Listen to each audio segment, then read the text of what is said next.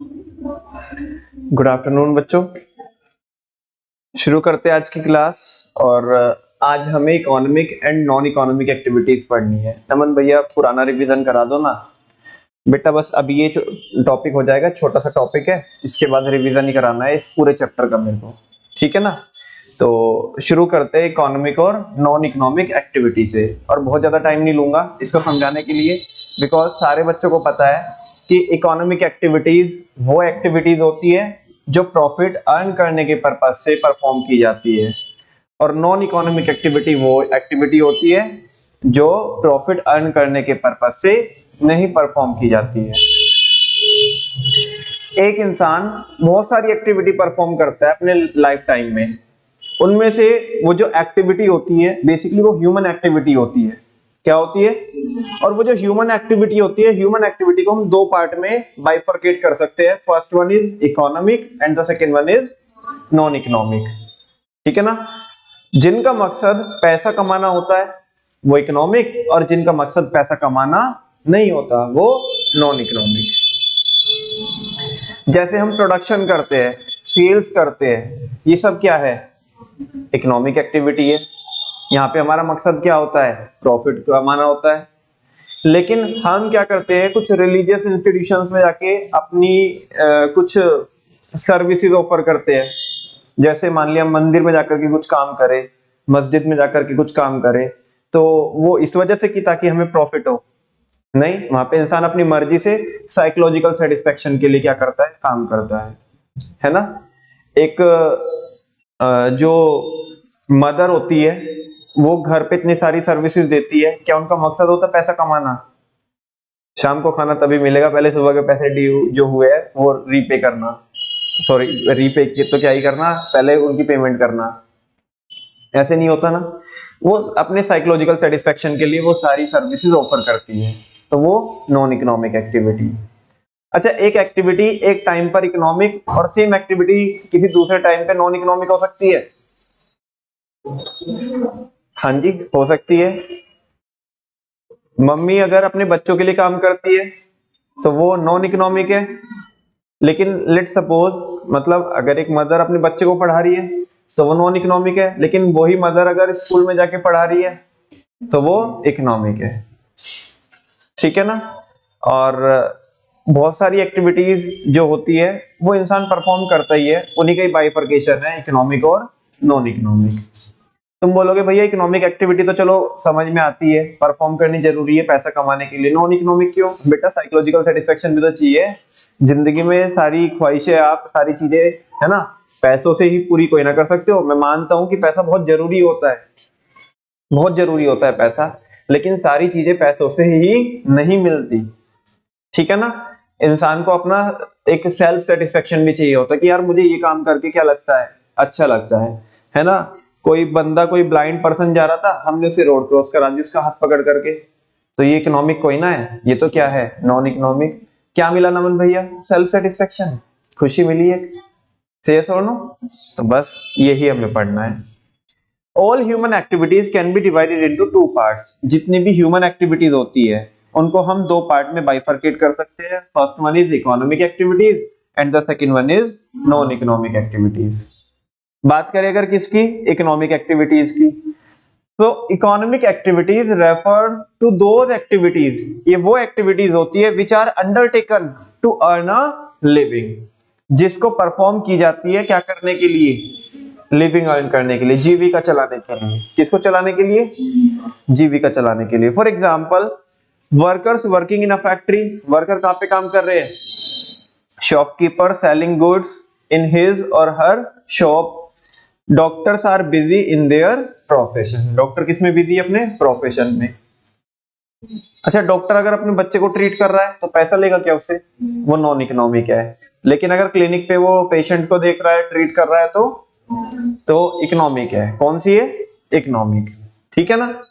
Economic activities are related to all those activities, economic activities उन सारी activities से क्या करती है? रिलेट करती है, विच आर कंसर्न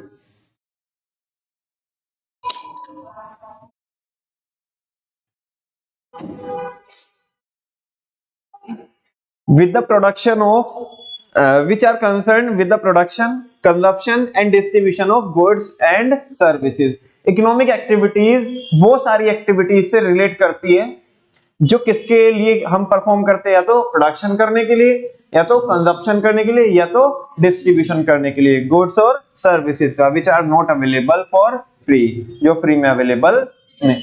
मतलब ऐसे गुड्स और सर्विसेज का प्रोडक्शन करना, कंजप्शन करना, डिस्ट्रीब्यूशन करना जो फ्री में अवेलेबल नहीं होती, ये सब क्या है, इकोनॉमिक एक्टिविटीज है। क्या है? Some of the main economic activities are again production, consumption और डिस्ट्रीब्यूशन। अब देखते हैं बच्चों production. Production refers to all activities, production वो सारी एक्टिविटीज होती है which are undertaken to produce goods and services, जो परफॉर्म करते हैं हम किस लिए, गुड्स और सर्विसेज को प्रोड्यूस करने के लिए, for the generation of income and satisfying human wants, ताकि हमारे दो ऑब्जेक्टिव पूरे हो सके, एक तो हम पैसा कमा सके और दूसरा वांट को सेटिस्फाई कर सके। ठीक है। It is the process of converting raw material into finished product. वो कह रहे हैं कि प्रोडक्शन एक ऐसी प्रोसेस होती है, बहुत सिंपल शब्दों में तो यही है कि एक ऐसी प्रोसेस होती है बच्चों, दो चीजें होती है, एक तो होती है एक्टिविटी, क्या होती है, एक होती है प्रोसेस, एक होती है एक्टिविटी, एक होती है प्रोसेस। एक्टिविटी वन टाइम होती है और प्रोसेस कॉन्टिन्यूअस होती है, एक बार नहीं, बार बार और हर बार कॉन्टिन्यूअसली जब आप परफॉर्म करते हो कोई चीज को, तो वो प्रोसेस होती है, वो एक्टिविटी नहीं होती है। और you can say that the combination of activity is called as process. नहीं समझा? आगे समझ में? एक्टिविटी कोई भी वन टाइम परफॉर्म होती है, जबकि प्रोसेस कॉन्टिन्यूअस होती है, नेवर एंडिंग होती है, रेगुलर होती है। ठीक है ना? या आप ऐसे बोल सकते हो कि प्रोसेस क्या होती है, प्रोसेस एक सीरीज होती है, प्रोसेस एक क्या होती है, इंटर रिलेटेड फंक्शंस की या इंटरकनेक्टेड फंक्शंस की। ठीक है। तो प्रोडक्शन एक ऐसी प्रोसेस होती है जहां पे हम क्या करते हैं, कन्वर्ट करते हैं किसको, रॉ मटेरियल को, किसमें, फिनिश प्रोडक्ट में। रॉ मटेरियल को फिनिश गुड्स में कन्वर्ट करने की प्रोसेस को क्या बोलते हैं बच्चों, बोलो ना, प्रोडक्शन बोलते हैं। Land, labour, capital and entrepreneur are the four factors of production. ये तो सारे बच्चों को पता है कि जब हम प्रोडक्शन करते हैं तो प्रोडक्शन करने के लिए अपने को क्या चाहिए होते हैं, फैक्टर्स ऑफ प्रोडक्शन चाहिए होते हैं जो प्रोडक्शन में हेल्प करते हैं। और वो कौन होते हैं, दो तरह के इनपुट होते हैं, एक तो फैक्टर इनपुट और एक नॉन फैक्टर इनपुट। ये फैक्टर इनपुट के एग्जांपल है, ये हमने माइक्रो में पढ़े हैं। और फैक्टर इनपुट के चार एग्जांपल होते हैं, लैंड, कैपिटल, इनकी हम हेल्प लेते हैं ताकि हम क्या कर सके, प्रोडक्शन कर सके। नेक्स्ट है बच्चों प्रोड्यूसर। अब वो देखो टॉपिक कैसे चल रहा है, हम पढ़ क्या रहे हैं बच्चों, इकोनॉमिक और नॉन इकोनॉमिक एक्टिविटीज। फिर उसका पहला बच्चा इकोनॉमिक एक्टिविटीज। इकोनॉमिक एक्टिविटीज के अंदर हम क्या पढ़ रहे हैं, प्रोडक्शन। प्रोडक्शन के अंदर एक टर्म है producer. Who is the producer? अरे ये बताने की बात है क्या, जो क्या करता है, गुड्स और सर्विसेज प्रोड्यूस करता है, वो बंदा कौन है, प्रोड्यूसर है। अब producer is one who produces goods and services. बहुत भारी है, तुम्हें समझ में नहीं आएगा, पूरा ध्यान इधर लगाने का।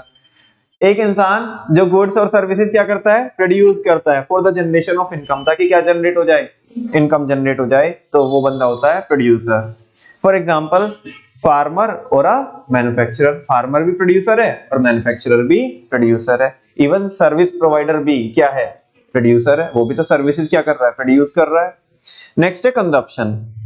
कह रहे कि कंजप्शन एक इकोनॉमिक एक्टिविटी है that is related to the use of goods and services for the satisfaction of human want। क्योंकि हम गुड्स और सर्विसेज को क्या करते हैं, कंज्यूम करते हैं, किसके सेटिस्फेक्शन के लिए, ह्यूमन वांट्स के सेटिस्फेक्शन के लिए। For example eating bread, drinking milk, taking the services of a doctor etcetera are consumption activities. ये सब क्या होती है, कंजप्शन एक्टिविटीज होती है। अब तुम बोलोगे नमन भैया ये कहाँ प्रॉफिट के लिए होती है, ऐसा सवाल तुम्हारे मन में आ सकता है कि कंजप्शन कहाँ प्रॉफिट के लिए होती है। बेटा जो कंजप्शन का जो लिंकिंग होता है वो ट्रेडिंग के साथ होता है। किसके साथ होता है, ट्रेडिंग के साथ होता है।